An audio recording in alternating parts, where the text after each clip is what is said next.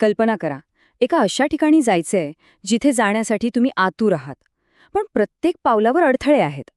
प्राचीन मंदिर हे असंच काहीसं होतं. पण मग एक अशी घटना घडली ज्याने हे सगळे अडथळे कायमचे दूर केले. आज आपण मंदिराच्या याच रहस्याबद्दल जाणून घेणार आहोत आणि पाहणार आहोत की येशू देवाकडे जाण्याचा एकमेव मार्ग कसा बनला. बरं. जेव्हा आपण मंदिराचा विचार करतो तेव्हा आपल्या डोळ्यासमोर एक भव्य सुंदर वास्तू येते, बरोबर ना? पण त्याचा खरा उद्देश फक्त पूजा अर्चा करण्यापुरता होता का, की त्याच्या रचनेमागे काहीतरी खूप खोल अर्थ दडलेला होता? चला याचा शोध घेऊया. आता तुम्हाला वाटेल, मंदिराची गरजच का होती? हा प्रश्न खूप साधा वाटतो नाही का? पण याचं उत्तर देव आणि मानव यांच्या नात्यामधलं एक मोठं गूळ उलगडतं. बघा, देवाला माणसांमध्ये राहायचं होतं, पण तो इतका पवित्र आहे की पापी मानव त्याच्या जवळही जाऊ शकत नव्हता. मग हे कोडं कसं सुटणार? म्हणजे बघा, मंदिर हे पृथ्वीवर देवाचं घर होतं. त्याची उपस्थिती तिथे होती. आणि तरीही मंदिराची संपूर्ण रचना, तिथलं अंगण, ते पडदे, ते नियम, हे सगळं देव आणि माणसामधलं अंतरच दाखवत होतं. जणू काय एक न दिसणारी पण खरीखुरी भिंत मध्ये उभी होती. आणि इथेच या कथेला एक जबरदस्त वळण मिळतो. येशू येतो आणि एक अविश्वसनीय दावा करतो. तो म्हणतो की तो स्वतःच खरं मंदिर आहे, देव आणि मानव यांना जोडणारा तो अंतिम पूल. ठीक आहे, तर मग देवाच्या उपस्थितीकडे जाण्याचा हा प्रवास कसा होता, हे आपण एका प्राचीन उपासकाच्या नजरेतून पाहूया. आपला पहिला थांबा आहे मंदिराचं बाहेरील अंगण. आणि इथे आत येण्यासाठी 2 गोष्टी अत्यंत आवश्यक होत्या: बलिदान आणि शुद्धीकरण. अंगणात पाऊल ठेवताच जी पहिली गोष्ट दिसायची ती म्हणजे वेदी. तुम्ही तिला टाळूच शकत नव्हता.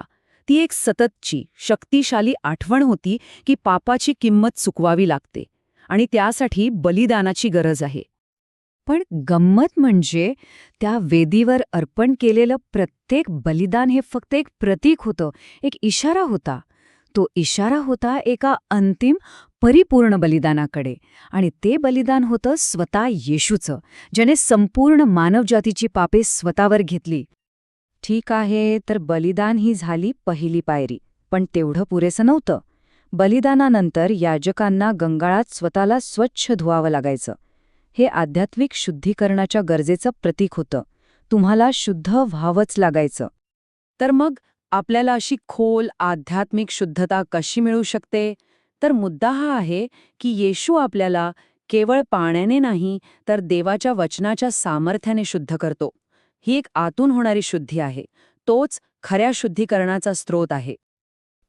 बरं, एकदा शुद्ध झाल्यावर याजक पुढच्या टप्प्यात जाऊ शकत होते: पवित्र स्थान. या पवित्र खोलीच्या आत 3 महत्वाच्या वस्तू होत्या आणि प्रत्येक वस्तू देवाशी असलेल्या आपल्या नात्याबद्दल काहीतरी महत्वाचं सांगते: प्रवेश, प्रकाश आणि जीवन. सगळ्यात आधी प्रवेशद्वार. पवित्र स्थानात जाण्यासाठी फक्त एकच दार होतं, फक्त एक.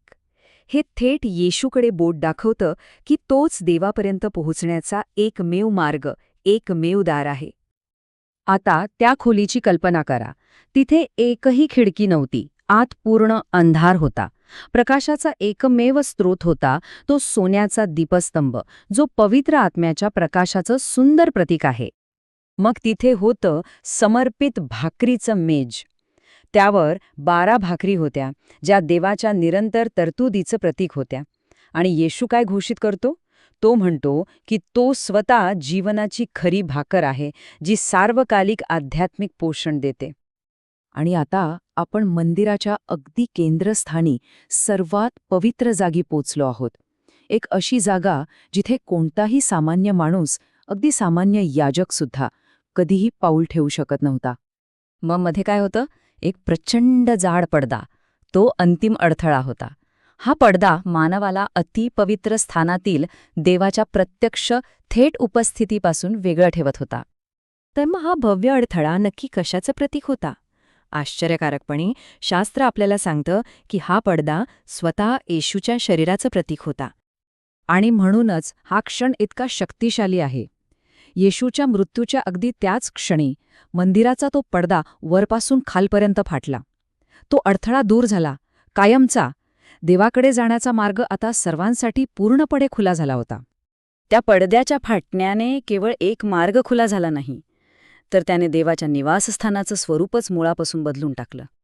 जरा विचार करा, मंदिरातील प्रत्येक प्रतीकाची पूर्तता करून, म्हणजे खरं बलिदान, दार, प्रकाश, जीवनाची भाकर आणि स्वतः तो फाटलेला पडदा बनून येशू देवाकडे जाण्याचा संपूर्ण आणि जिवंत मार्ग बनला. आणि याचा एक खूप मोठा परिणाम आहे. देवाचं निवासस्थान आता दगड आणि सोन्याने बनलेली इमारत राहिलेलं नाही, ते बदललंय. ते आता लोकांच्या हृदयात आलंय. आणि हे आपल्याला आपल्या सर्वांसाठी एका अंतिम विचार करायला लावणाऱ्या प्रश्नाकडे घेऊन जातं. जर भौतिक मंदिर आता केंद्रस्थानी नाही, तर मग आज आपल्याला देवाची उपस्थिती कुठे सापडते?